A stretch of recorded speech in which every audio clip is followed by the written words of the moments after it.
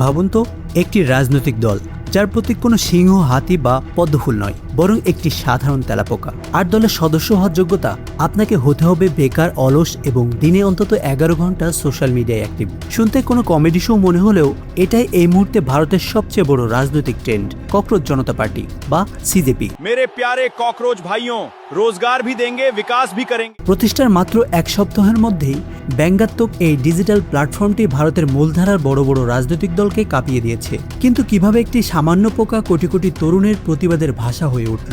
কেন এবার দেশটির সরকার এই তেলাপোকাদের এত ভয় পাচ্ছে?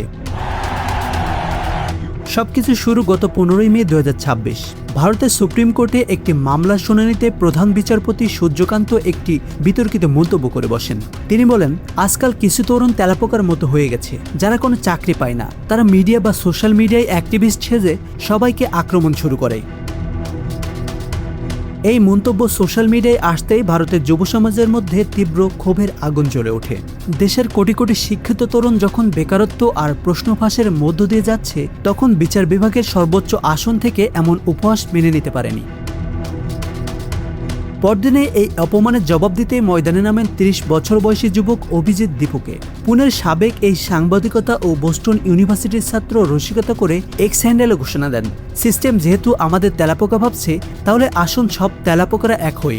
ব্যাস, জন্ম হয় ককরোচ জনতা পার্টির। অভিজিৎ দীপকে যা কেবল রসিকতা করে শুরু করেছিল, তা দাবানলের মতো ছড়িয়ে পড়ে। চালুর মাত্র 48 ঘন্টার মধ্যে সিজেপির ওয়েবসাইটে 40,000-এর বেশি তরুণ সদস্য ফর্ম পূরণ করে।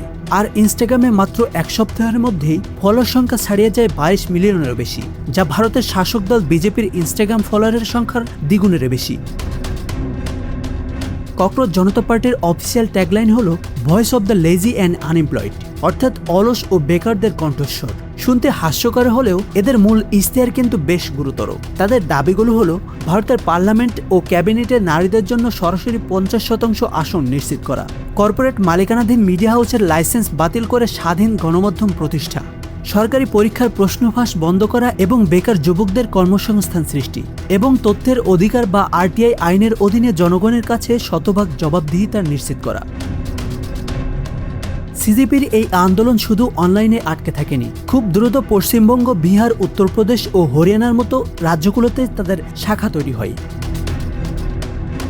সবচেয়ে মজার বিষয় হলো, দলটির ভলেন্টিয়াররা তেলাপোকার কস্টিউম পরে দিল্লির দূষিত যমুনা নদী পরিষ্কার করার মতো সামাজিক কাজে অংশ নেয়। তারা বোঝাতে চায়, তেলাপোকা যেমন চরম প্রতিকূলতার মধ্যেও টিকে থাকতে পারে, ভারতের সাধারণ তরুণরাও তেমনি সমস্ত অর্থনৈতিক চাপ ও সিস্টেমের অবহেলা সত্ত্বেও টিকে থাকার লড়াই চালিয়ে যেতে পারে। কোনো বড় নেতার ছবি বা স্পন্সর ছাড়াই এই তেলাপোকাদের স্বতঃস্ফূর্ত উত্থান ভারতের নীতি নির্ধারকদের কপালে চিন্তার ভাঁজ ফেলেছে। ফলে শুরু হয়েছে ডিজিটাল দমনপীড়ন। গত 21 মে আইনি নোটিশের অজুহাতে সিজেপির অফিসিয়াল এক্স অ্যাকাউন্টে ভারত থেকে ব্লক করে দেওয়া হয়েছিল। এরপর 23 মে ডাউন করে দেওয়া হয়েছিল তাদের মূল ওয়েবসাইটটিও।